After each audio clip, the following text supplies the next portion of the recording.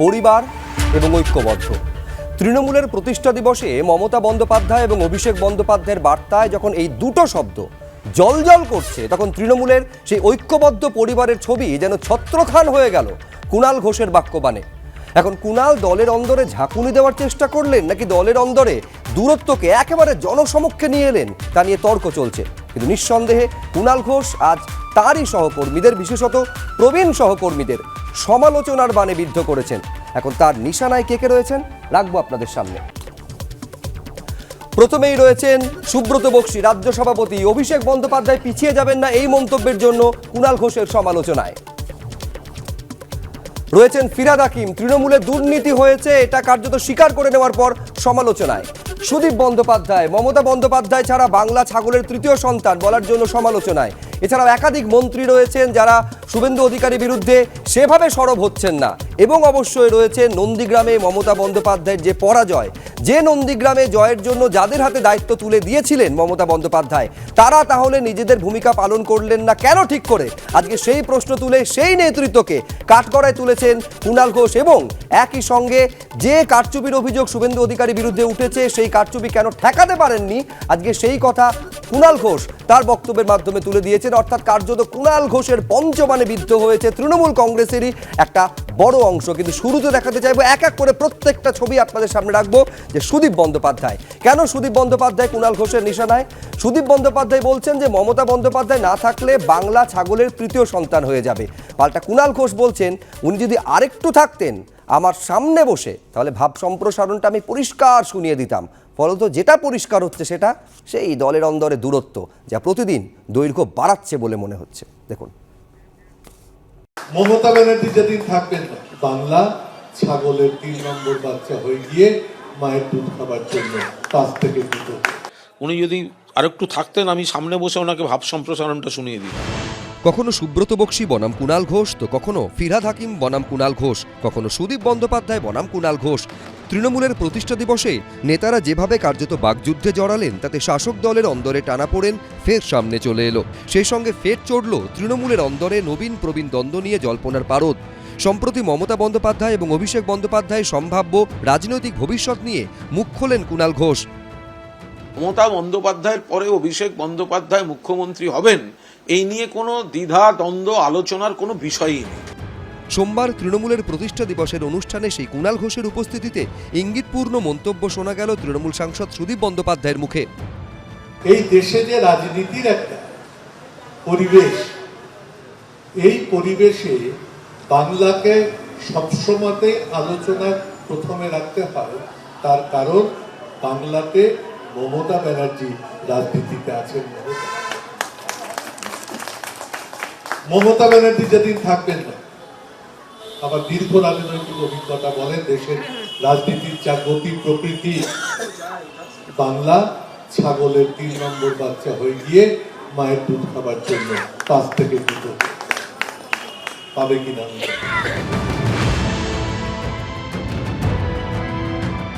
এই যে দুম করে বলা মমতা ব্যানার্জি না থাকলে বাংলা ছাগলের তৃতীয় সন্তান, আরে সুদীপ দাই তো দেখলো অভিষেক দিল্লিতে যখন নেতৃত্ব দিল মমতা বন্দ্যোপাধ্যায়ের আশীর্বাদ নিয়ে, শুভেচ্ছা নিয়ে, তাতে তো কি পরিমাণ ঝাঁজ, কি পরিমাণ প্রভাব পড়লো। উনি যদি আরেকটু থাকতেন আমি সামনে বসে ওনাকে ভাব সম্প্রসারণটা শুনিয়ে দিতাম। যারা বলছেন তারা হয়তো একটা অন্ধ আনুগত্য দেখাতে চাইছেন।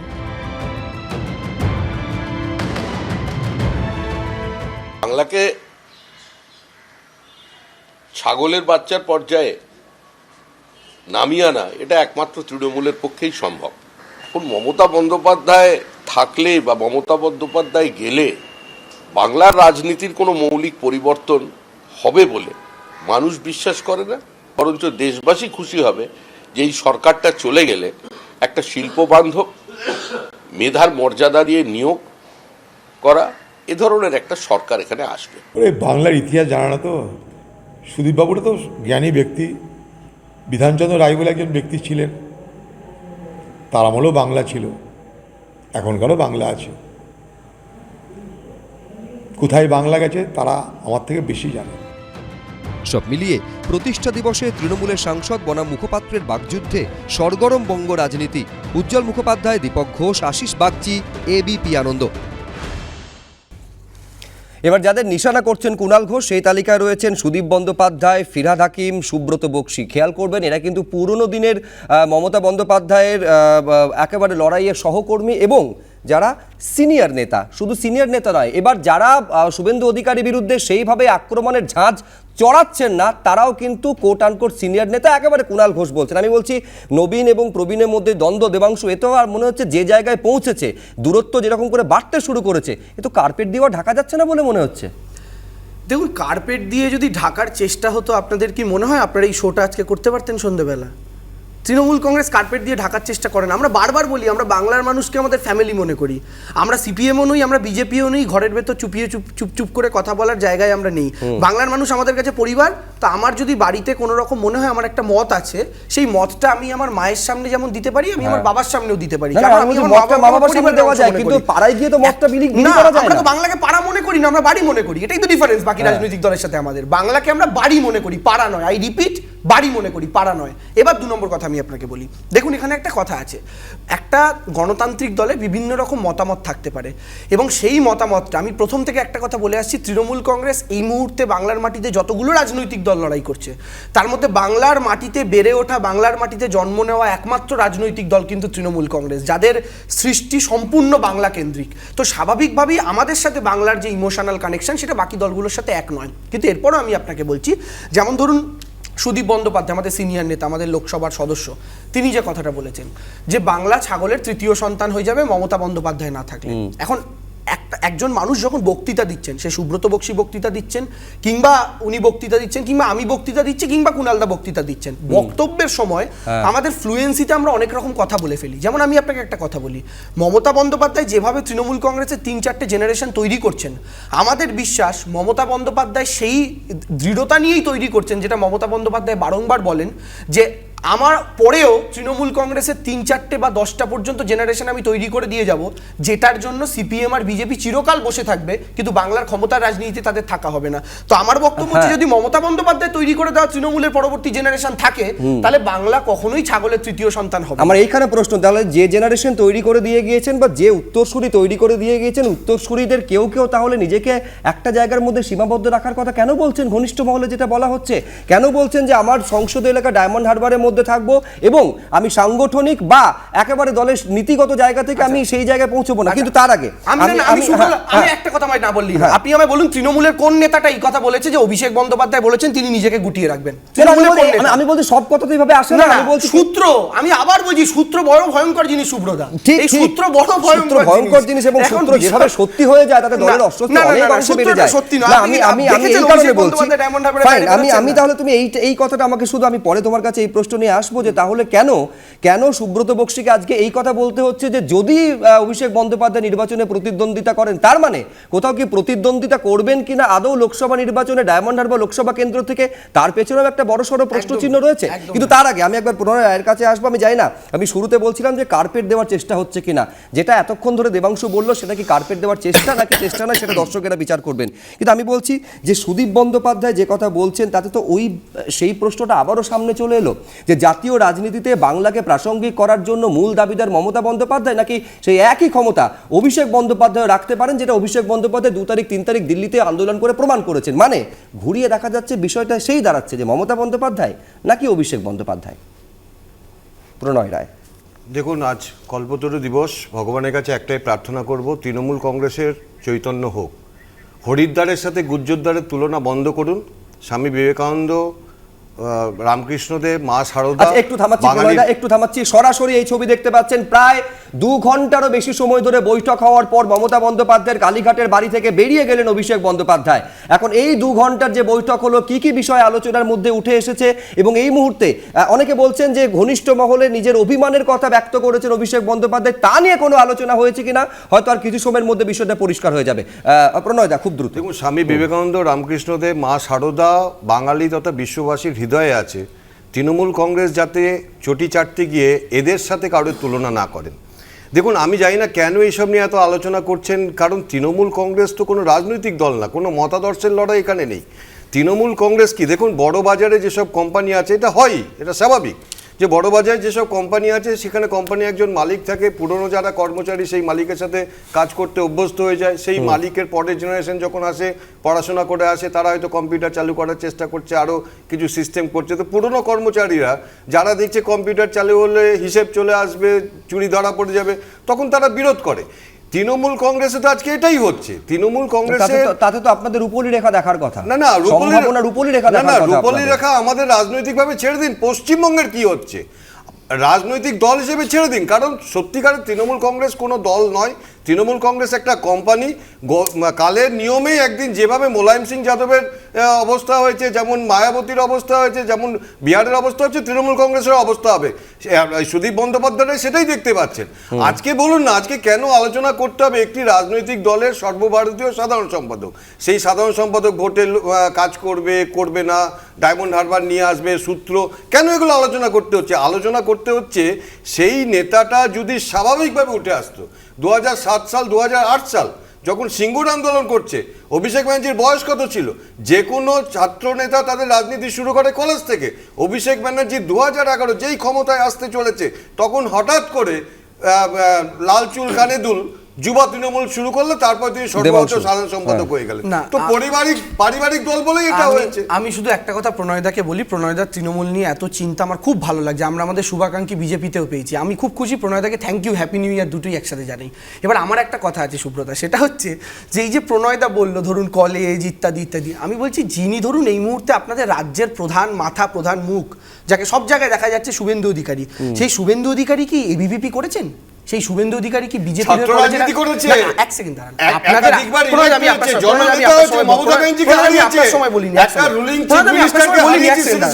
আমি বলছি শুভেন্দু অধিকারী কি আপনার আদর্শের রাজনীতি করে কলেজ থেকে উঠে এসছেন? সেটা আসেননি তো। আমার বক্তব্যের জায়গাটা অন্য প্রণয়দা। বা আমি সুব্রতাকে একটা কথা বলি, দেখুন আজকে তো ভারতবর্ষের মানুষ বা বাংলার মানুষ এই কথাটাও বলেন যে নরেন্দ্র মোদী ক্ষমতায় আসার পর থেকে দেশটা গুজরাট অ্যান্ড কোম্পানি চালাচ্ছে। দেশের প্রধানমন্ত্রী নরেন্দ্র মোদী, অমিত শাহ ছিলেন আগে, বিজেপি রাজ্য সভাপতি ছিলেন রাজনাথ সিং, তাকে সরিয়ে দিয়ে হঠাৎ করে গুজরাটে নিজের ডান হাত যিনি ছিলেন সেই অমিত শাহকে সভাপতি করে দিলেন।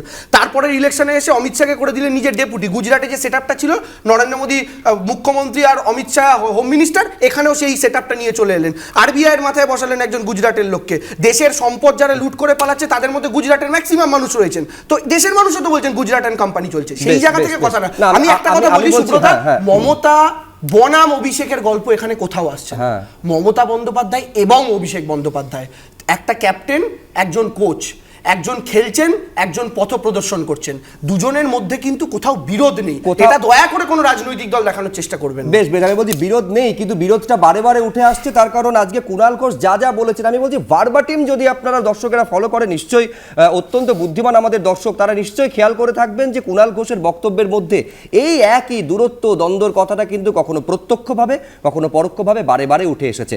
সুদীপ বন্দ্যোপাধ্যায়ের প্রসঙ্গ দেখালাম, এবার দলের রাজ্য সভাপতি সুব্রত বক্সির বিষয় আপনাদের দেখাবো।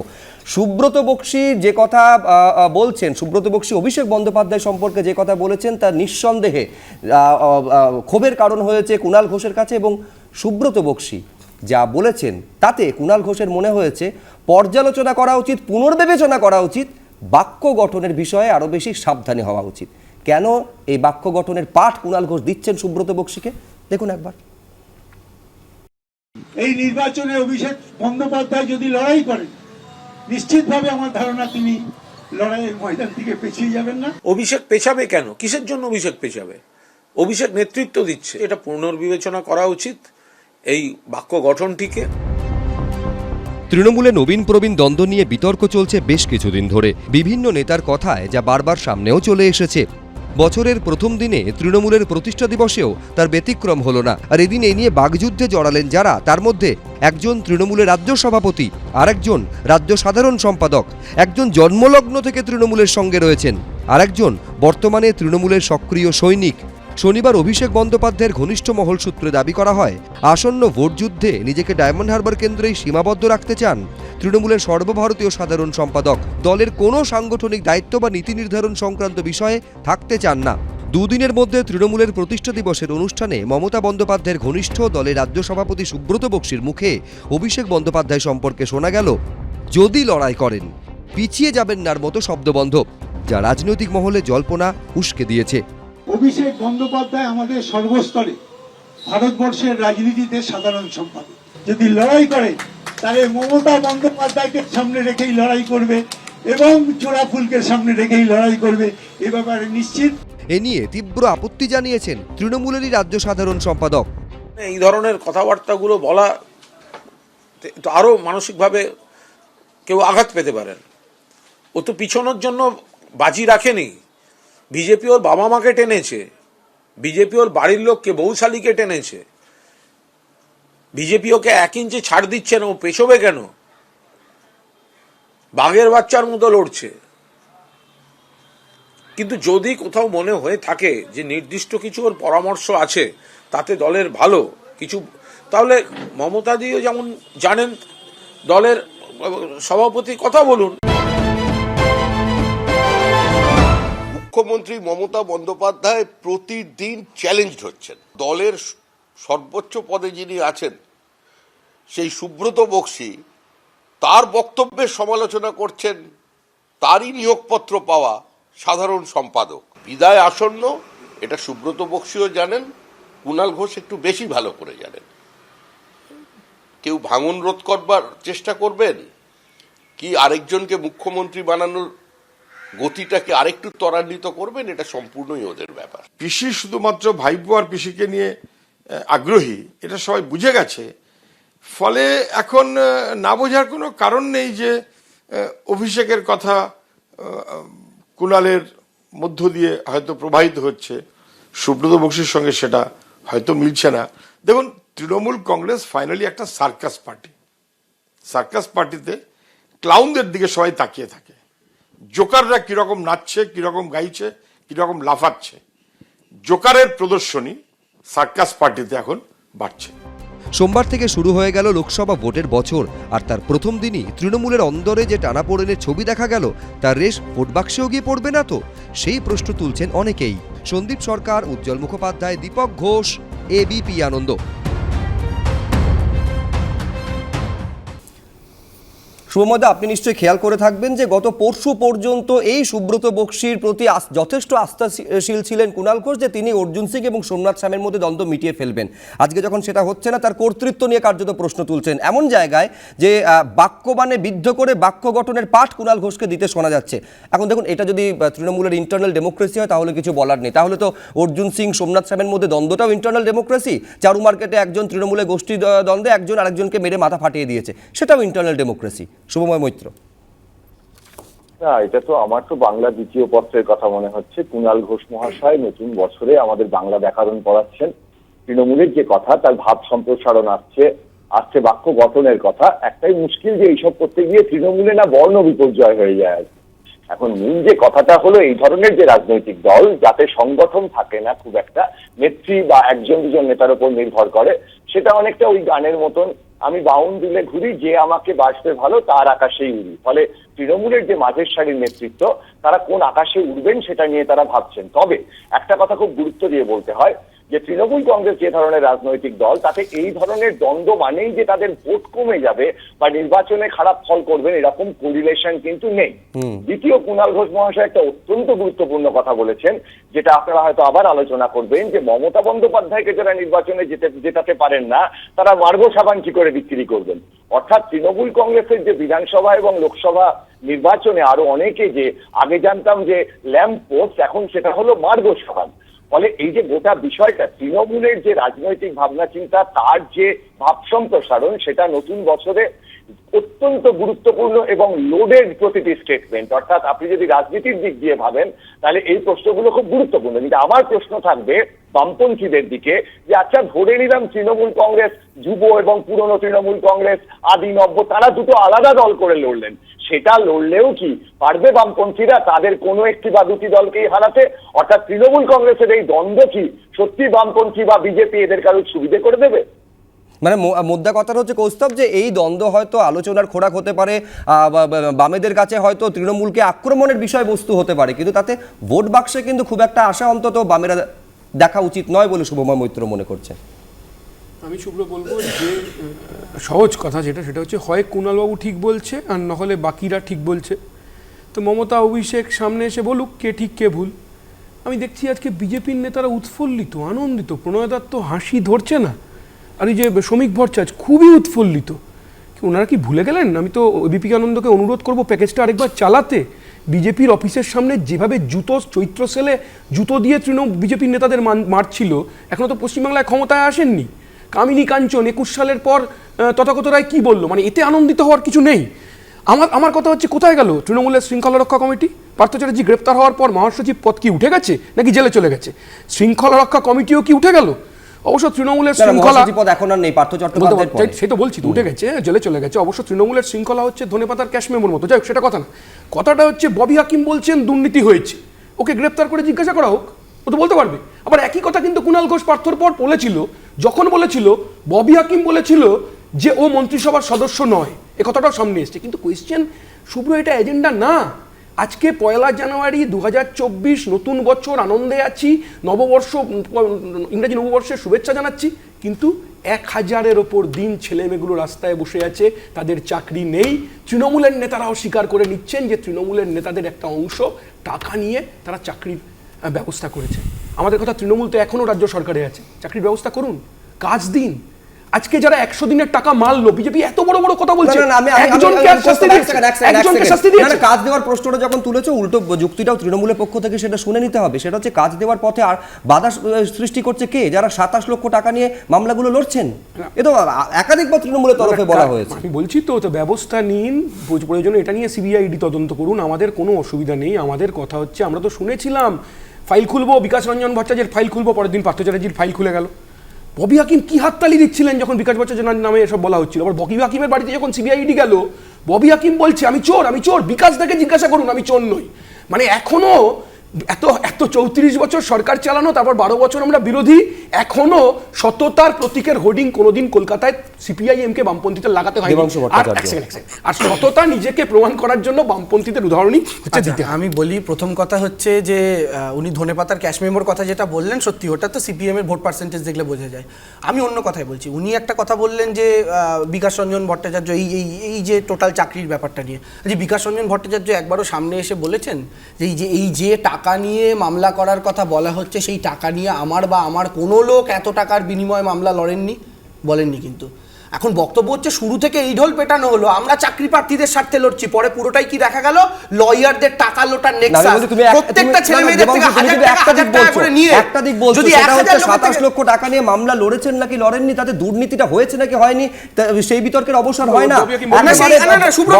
আজকে নিজে বলছেন দাঁড়িয়ে, যে একেবারে নিজে দাঁড়িয়ে বলছেন যে আমাদের কেউ দুর্নীতি করেছে। মুশকিল তো এটাই সুব্রদা, রাজ্যের মন্ত্রী স্বীকার করছেন। আমি বলছি সুব্রদা, আপনারা 2.5 বছর ধরে এতগুলো শো করলেন, আপনাদের প্রাইম শো এর মূল উদ্দেশ্য কি?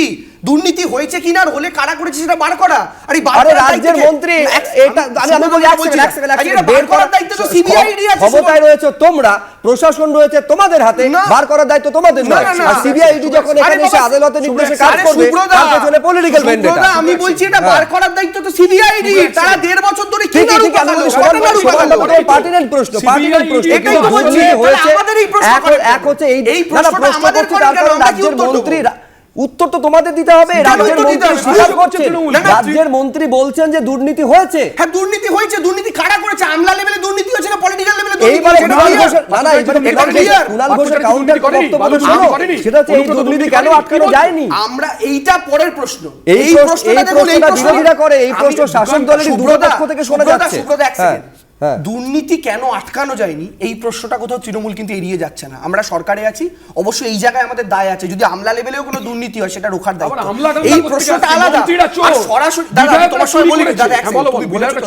আমি বলছি, তৃণমূল কংগ্রেসকে সরাসরি নেতৃত্বের সঙ্গে দুর্নীতির প্রশ্ন জড়িয়ে দেওয়া আর ক্ষমতায় থেকে কোনো আটকানো যায়নি, দুটো ব্যাপার কিন্তু এক নয় সুব্রতা। আর আমি বলছি, এইটা তদন্তটাই তো করছে সিবিআইডি। আমরা কেন তদন্ত? আমরা তদন্ত করছি, তদন্ত কি রাজ্য পুলিশ করছে? যারা তদন্ত করছে